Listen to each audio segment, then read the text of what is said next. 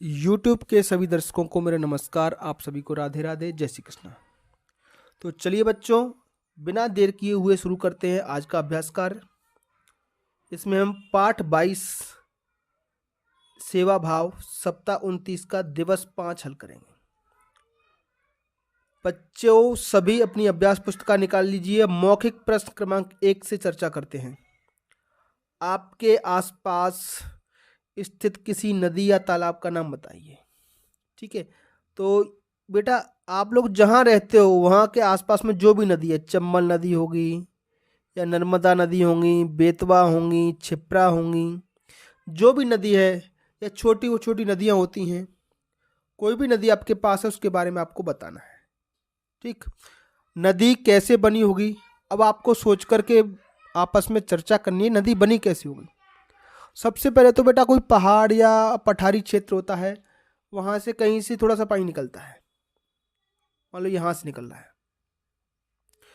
अब ये पानी बह रहा है, यहाँ से कुछ पानी निकला, बह के इसमें आ गया, यहाँ से भी बह के आ गया, यहाँ से भी बह के आ गया, और ये थोड़ा सी और बड़ी हो गई। इधर आसपास किसी गांव से कोई नाला से निकला पानी सा, इसमें और मिल गया, इधर से इसमें आ गया, तो ये और चौड़ी हो गई। और एक और दूसरे गांव से 2-4 गांवों से पानी हल्का सा इसमें नदी में आने लगा, तो ये और चौड़ी हो गई। तो इस तरीके से नदी धीरे धीरे एक छोटे से बिंदु से निकलती है, आगे जाती जाती जब और लंबी चौड़ी होती जाती है, और फाइनल में किसी दूसरी बड़ी नदी में मिल जाएगी, और वो बड़ी नदी जा करके किसी समुद्र में मिल जाती है। ठीक है, अगला प्रश्न है, नदी तालाब को साफ रखना क्यों जरूरी है? तो बेटा नदियों से हम क्या पानी पीते हैं, नदियों से, और हमारे जो आसपास के जल स्रोत हैं वहाँ से भी नदियों में से पानी आता है। ठीक है, तो अगर ये गंदी हो जाएंगी तो ये गंदा पानी हमारे घर में आएगा, हम उपयोग करेंगे, है ना। तो इसलिए हमको नदी और तालाबों के पानी को साफ सुथरा रखना चाहिए। पठन बोध में बेटा आपको आपकी जो पुस्तक है उसका पेज नंबर 139 पढ़ना है। ठीक है, पेज नंबर 139 पढ़ेंगे। लिखित भाषा विकास में इस तरह के नए वाक्य लिखिए जिनमें अनुमति मांगी गई हो। अनुमति मतलब परमिशन, किसी से कुछ मांग रहे हैं। जैसे इन्होंने एक वाक्य हल किया है, क्या मैं 1 बाल्टी पानी ले सकता हूँ? तो इसी तरीके से आप बना दो, क्या आप मुझे अपना पेन दे सकते हैं? अनुमति ले रहे हैं। या फिर क्या मैं आपका पेन ले सकता हूँ? क्या आप मेरी मदद कर सकते हैं? क्या मैं आपके पास बैठ सकता हूँ? है ना, इस प्रकार से मदद के लिए आप किस तरीके से वाक्य बनाएंगे, ये इसमें सिखाने की कोशिश की गई है। अगला प्रश्न है, बगीचे का स्वामी कौन था? तो बगीचे के स्वामी का नाम था धनिकलाल। ये आप पेज नंबर 139 पढ़ोगे, पूरा पाठ पढ़ेंगे सेवा भाव, तो आपको समझ में आएगा कि बगीचे का मालिक कौन था, धनिकलाल। कर्म करो फल की चिंता मत करो, इस वाक्य में कर्म शब्द का मतलब क्या है? ठीक है, तो इस वाक्य में कर्म का अर्थ है आपके काम, जो आप काम करते हो वही कर्म कहलाता है।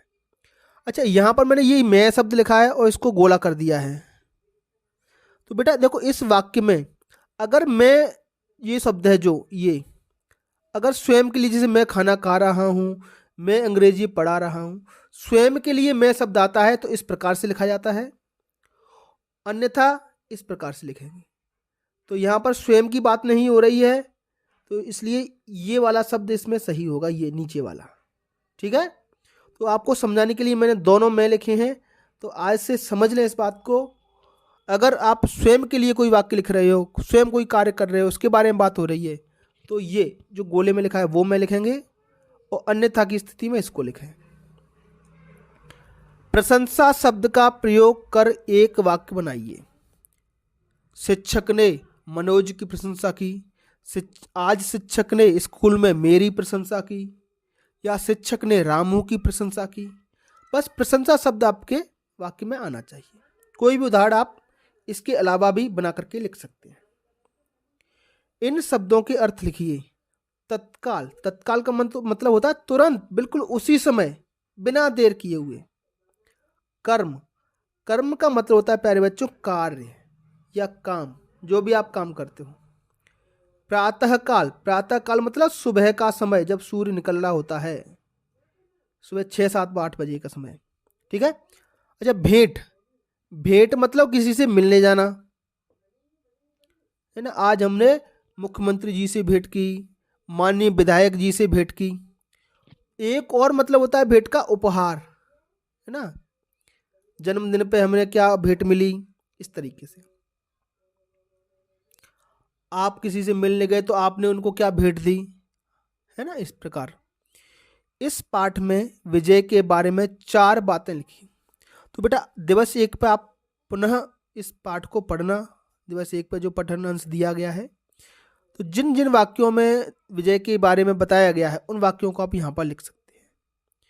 जैसे विजय बहुत अच्छा लड़का है, उसे दूसरों की सेवा करना अच्छा लगता है, मोहल्ले वासी विजय को बहुत स्नेह करते हैं, वह पशु पक्षी व पेड़ पौधों की भी सेवा करता है।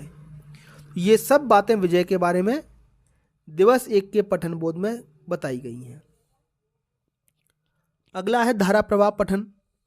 मेरा नाम कमलनी है, मैं प्राथमिक शाला बमौरी में पढ़ती हूँ। देखिए जरा क्या लिखा है, पढ़ती हूँ, मतलब ये लड़की है कोई, नाम इसका कमलनी। मेरे स्कूल में 45 बच्चे पढ़ते हैं, हमने स्कूल में चारों तरफ फूलों के पौधे लगाए हैं। बेटा इस पठन का मतलब ये है कि आपको भी इसी तरीके से अपने स्कूल को विकसित करना है। अपने स्कूल में फूलों के खुशबूदार पौधे लगाने हैं, छायादार वृक्ष लगाने हैं। स्कूल की दीवारों पर हमने मिलकर चित्र बनाए हैं।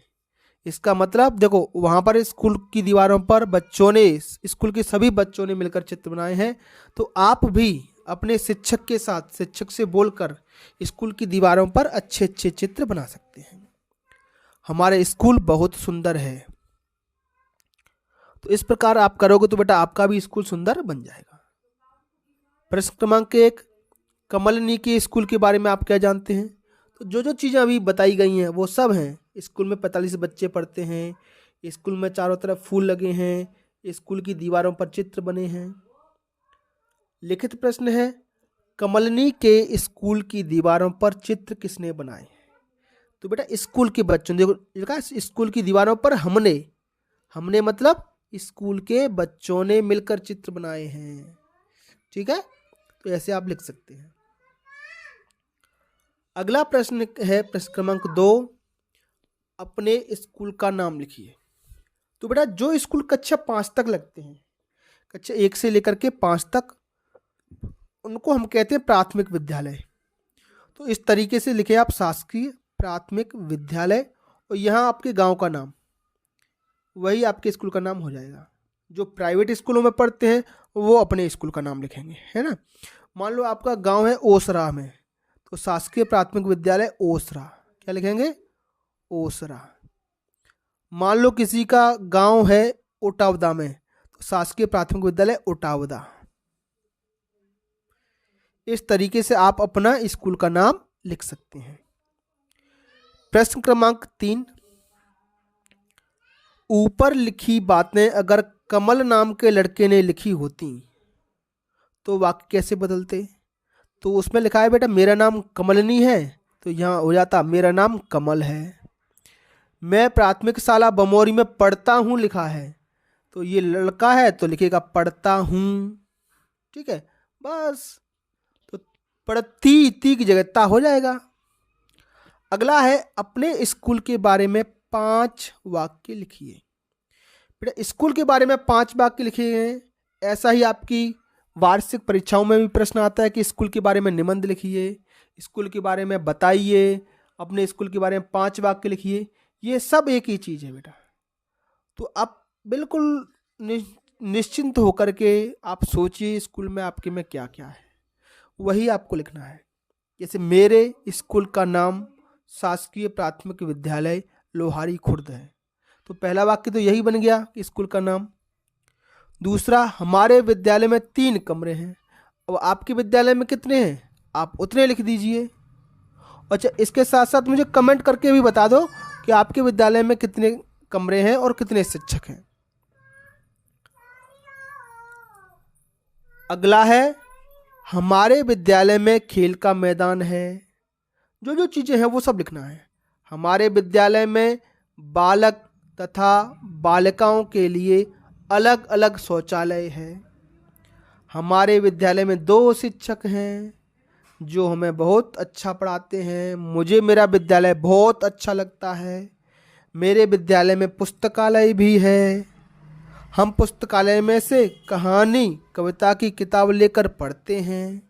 इस तरीके से आप अलग अलग तरीके के और भी वाक्य बना सकते हैं। ठीक है प्यारे बच्चों।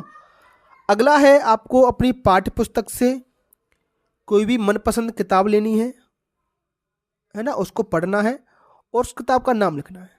अब जो किताब आप उठा रहे हो उसका नाम आप यहाँ पर लिख देंगे। ये तो काम बेटा आप ही कोई करना होगा। ठीक है। यहाँ पर है श्रुतलेख प्यारे बच्चों। आपके शिक्षक आपके लिए वाक्य या शब्द बोलेंगे, उनको आप यहाँ पर लिखेंगे। तो बेटा ये था हमारा दिवस 5 का वीडियो। आपको हमारा वीडियो कैसा लगा हमें कमेंट बॉक्स में जरूर बनाएं। चलिए फिर मिलेंगे अगली क्लास में। तब तक के लिए आपका दिन शुभ हो। Have a nice day. Thank you and take care.